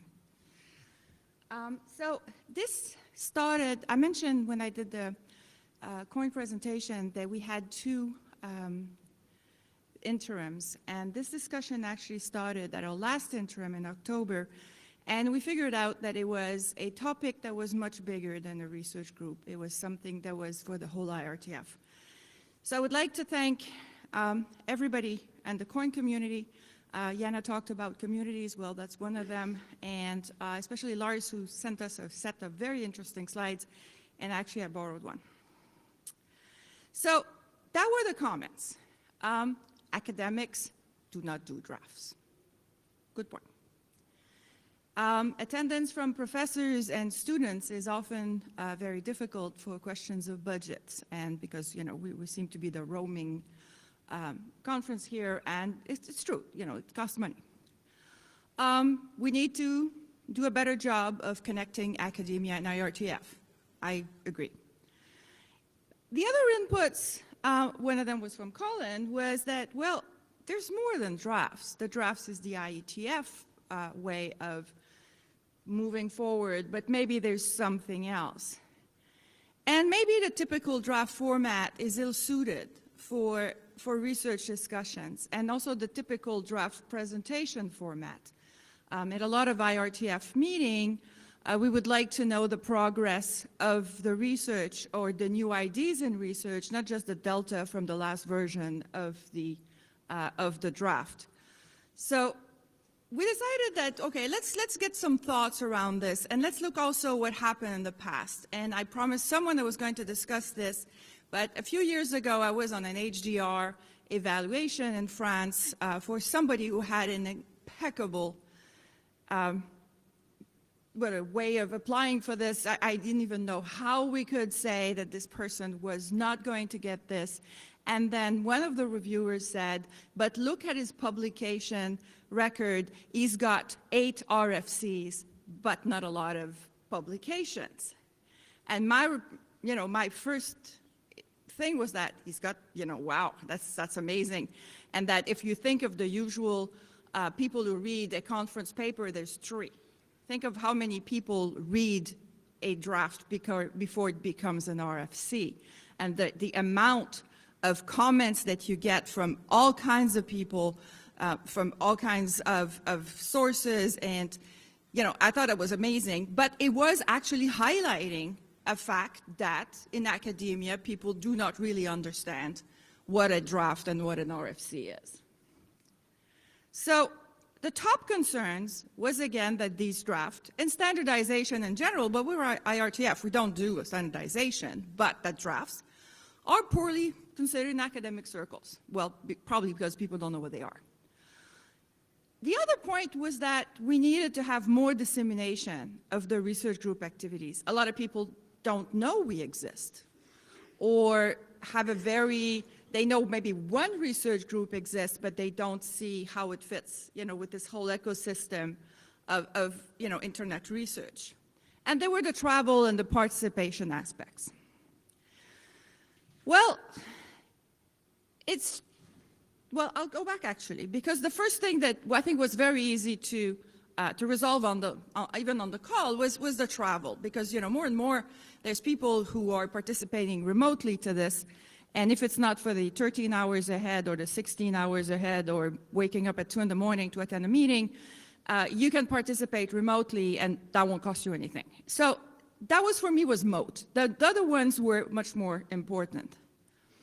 So writing a draft is not necessary to participate in a RG meeting. We don't put, like, if you don't have a draft, you don't come in. It's not the case. We've had a number of academic presentations, and I know, a lot of other research groups have had that. I think the networking prizes and the workshops are exactly the right type of example of research that was done somewhere else that is actually now brought to this community. And we really welcome grad student and postdoc. And again, I mentioned in our presentation that we participate in the hackathon, and I will be honest with you, when we participated in the hackathon in Montreal was actually to have a lot of the local grad students being able to come and see how it was going as a whole, because in the hackathon you have all the groups are there, and it was actually to enhance this participation from the local universities. And another thing is, again, I mentioned this draft perception, kind of uneven, but if you think about it, mindsets are hard to change. And some suggestions were that maybe we should state better the research challenges. I think a lot of times on our wikis, on the GitHub, and even on the charter, we're very, very focused on something we would like the group to achieve, but maybe not how it fits in the greater world of the research challenges for this field. We could invite participation of people. Actually, I thanked Dave last time in Montreal. He had suggested a researcher in Chicago who had a fantastic presentation and was essentially had been invited for this. Co-locate, actually people mentioned this, and co-locate interim meetings or even meetings during a conference that are related to the field, and organize workshop. And there's actually a great presentation from Lars on bridging the gap between internet standardization and networking that he presented in Brazil. Other ideas. Maybe create and then share specific use cases and data on the wiki and basically create leverage, not just for one research group, but maybe link to what other research groups are also doing so that people can start navigating through it. Add some research group topics in academic seminars and presentation. I will try that. We're doing ICN 2020 in Montreal, and we want to add some presentations, some seminars, some workshops that go across a number of things and see how we can actually disseminate not just one research group ICN, but maybe also the other one I'm involved with, COIN, and network coding. And maybe we always say you can actually take your research and bring it into a draft. Well, why don't do the other way around? Also take some of the draft examples or the draft presentations or the draft writings and bring them into a paper. And Aaron has a question. Aaron Falk. Hi. Lots of good stuff here, Marie-José. It's nice to meet you outside Cambridge. That was 5,000 miles away. One idea that I've seen that is not on here is something the NMRG implemented, which is that they did pre-publication reviews of papers, and I think they needed some confidentiality to be able to do that, but there was, my understanding is that folks perceive that as being a real benefit and the paper's improved. Good idea. Are you finished or? No, there's 3 more slides, and maybe my question will be, your question will be I'll answered. wait. But, you know, please ask your question. If it's further, I'm going to say yes. Well, I don't want to prevent you finishing. So, quick anecdote, right? I actually was told recently in a year that I had 0 academic papers and a couple of RFCs that, you know, that wasn't good enough. And so I totally get that, that particular issue. And then this year, I actually have 2 really good academic papers and 0 RFCs because the RFCs are taking that much longer and that much harder to get through the system. And I'm now going on like working group last call number 3 because people really care. And so you're absolutely right. I think one of the fundamental problems, though, is no matter how much of these other things you do, the IETF and the IRTF are not listed on the academic, you know, grading scale of conferences from A to F. And I think it's uneven. I think it's uneven. I think in some circles it is well known, in others it's not. And I think it's our goal to make it maybe bridge that gap. Yeah, I want to actually other comment because in my case, my supervisors absolutely know what the IETF is since ISI actually helped create it. So, you know, the knowledge of not understanding it isn't a problem. It's just from the academic, you know, grading perspective. Yeah. I think it's interesting the way different countries evaluate the research. You know, in some places, research impact is very heavily assessed, and you know, the IETF, IRTF activities count for a lot more than in other regions. Alison Mankin, I'm inspired by your bullet about vision or blue sky papers, and it struck me from some of my past time, like at NSF, that fields have like 10-year horizon planning that they do a little bit formally, but that is very valuable for those fields in terms of getting funding. And maybe that's another way you could do this is have kind of informal review here in RGs, free, but lending itself to that kind of consensus about what big open directions are that could be helpful for the community, the academic community. Okay, thank you. Dejan Bogdanovic. So I'm looking at a second, idea, invite participation in research groups and ideas from leading academics. Let's say I'm a regular IETF participant contributor. How can I know who are the leading, participants? Usually how we know people come and volunteer. This is who we find out who is interested in the area that, that we are doing some work. Yeah, but I think, okay. It's a chicken and an egg problem.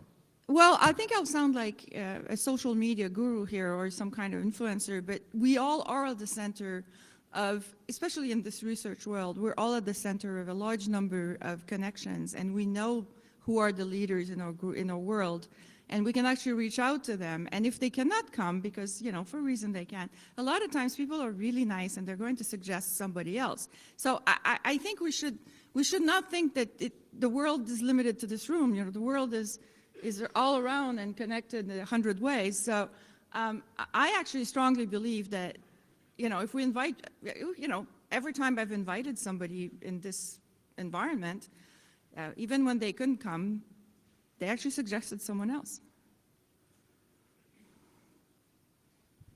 You wrote that line at the bottom, Eve, so. Oh, about the Vision and Blue Sky papers. Yeah, yes, that was yours. It's because I keep seeing that conferences increasingly are including Vision and Blue Sky papers, and they are often invited papers. So, it's in some ways like a free pass into a conference, and it's super fun. But I wanted to go back to the point about how do we get the academic community to change their perception that the RFCs aren't as or more important. At least we want equal grounding, right? Or we want people to be rewarded for it.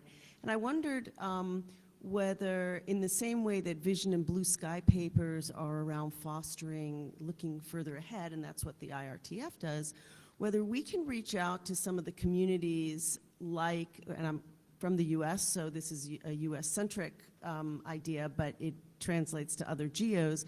If we go to places, we have organizations like the NSF and like DARPA, and the Army has some lab. There are structures in place about what are the organizations, particularly government-funded, that are looking at the challenges of connectivity and so forth, and having a seat at that table. And that's where the academics see that we have a seat at the table.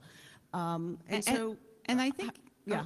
I think there is an example of how this works.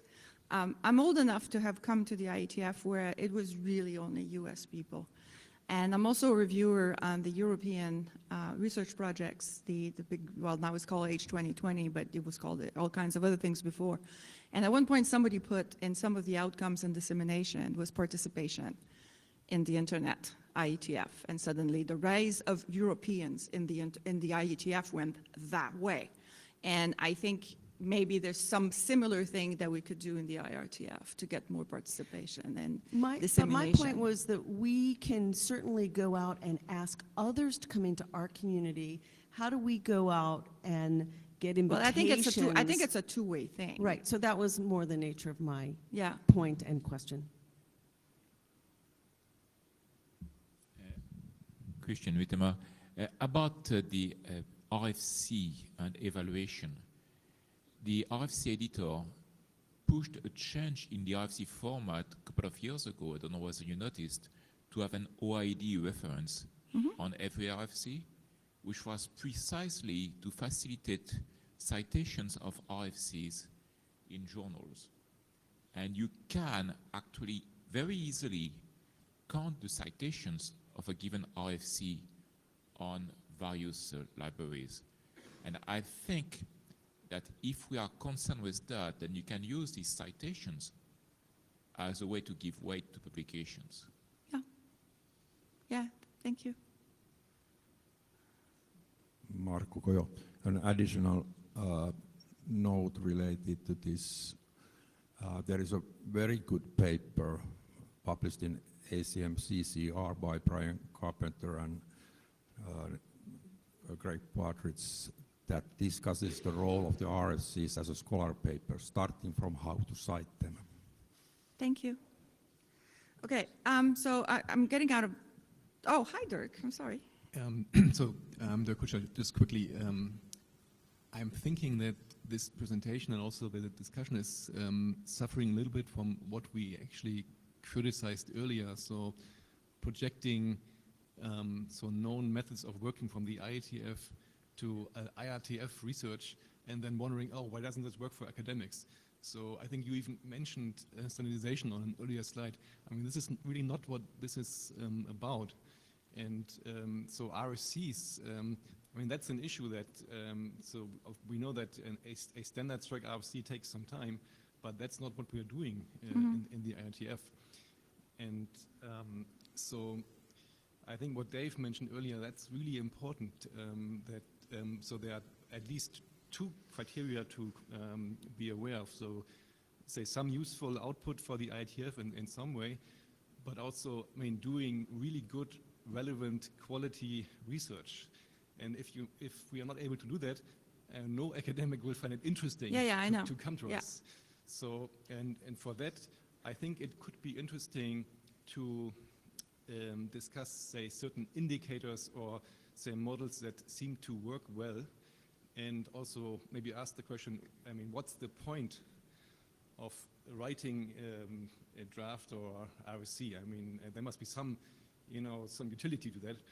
And so what I think is really useful is see this as a means to enable experimentation. So to be able to, take the, academic research, ivory tower things, and keep people honest and make things comparable, and then try to gain some insights out of that. And this is where our model is useful. So writing up specs in a sense and looking at that. And so I would kind of maybe turn this around and then maybe ask what are good indicators and say good models that have worked well. Thank you. Jana Iyengar, I'll be quick. I agree that drafts have a use, but you point out that IRTF draft perception in the academic world is uneven at best. I would argue that any draft perception in all worlds is uneven at best. Just to, not to belabor the point, but even IETF drafts are all over the place. You can have an independent submission, you can have an informational RFC, you can have RFCs that have had review that haven't had as much review as we believe, and the IRTF is completely, it's much more, there's much more variance in IRTF drafts than there is in the IETF drafts. And in that sense, as an academic who's gotten tenure based on publications, I couldn't rely on RFCs, and that's just a fact of life. It's not, I don't think it's reasonable to expect academics for us to change the perception, because it's not a perception issue. Yeah, it's a real issue in the sense that the goals of what we do here tend to be different than the goals of what academic publications tend to be. And my question to you is, why is that the case? Because we want to foster good research. If you look at the papers that are always presented out of the networking prizes and everything, it's always top-notch stuff. So it makes no, we're not doing second-rate stuff here. And I think that's actually part of the perception. So maybe, so the second point I was going to make might speak to what you're just asking. I want to disagree with the fact that we do research in the research groups. I'll disagree with this personally. I think we foster research.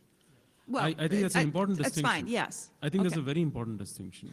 And the distinction here is but our participants do research. Well, so I'll give you an example, right? In ICCRG, I think we foster research. What that means is there are groups that go off, do research, publish, come here and present what they've done. Yep. And they'll keep coming back and doing stuff. They don't use us as a publication venue, we as a research group aren't publishing one thing, but we are engaging with various entities, various groups, students, industry groups that are publishing on their own, but we are creating an environment where they all come, talk, and we have a forum for that to happen. So as a research group, I think we foster research.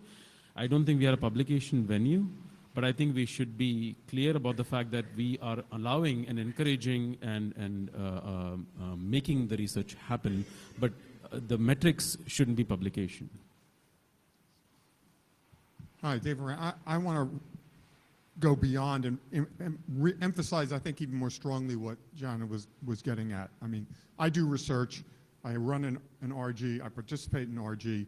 If I have some super great idea, I'm not going to take it to an RG. I'm going to write a paper, and I'm going to get it through a double-blind program committee and convince people that this is super novel and something that's going to change the world. What RGs are, I think, going to be most successful doing is this collaboration function, right? Which is because academics, I got to tell you, they don't collaborate very well with each other. They're forced to by their funding agencies, and if they weren't forced to, they wouldn't do it. Eve's here, and she may want to comment on this. We have a really good joint project between NSF and Intel that talks about wireless edge computing and ICM. Yep. I think we have a absolutely perfect zero record of getting anybody who was doing research under that project to come and present it at either ICNRG or any of the wireless oriented research groups. And the reason for that is that it's extra work for no particular benefit in those contexts. So for me, I think we have to push this collaboration and community aspect of the function of the IRTF and make our case based on that, as opposed to we're doing great research in the IRTF. Thanks. Yeah, and I think, I was always thinking was that it's not that we do good research. I think our partner is good research. So thank you for correcting this. Yes, Eve. Yeah, out of time, I'm afraid, Eve. Oh, okay. Okay, so I switched a few things. I skipped a few things, so I can see that obviously we can do better. I really like the idea of the fostering. I really like the idea of the communities. And actually, I'm going to conclude with something that I said this morning with my first presentation at 7:30. What we want to create in this agora for people to come and share and, essentially have the rest of the community understand what they're doing, why they're doing it, and how we can create even more research. Thank you. All right, thank you very much. Thank you again to Wei Tang for the ANRP presentation. Thank you to everybody who spoke later. I think that's been a really interesting discussion. Hopefully we can continue this discussion throughout the rest of the week. Thank you, everybody. And if you have the blue sheets, please pass them to the front.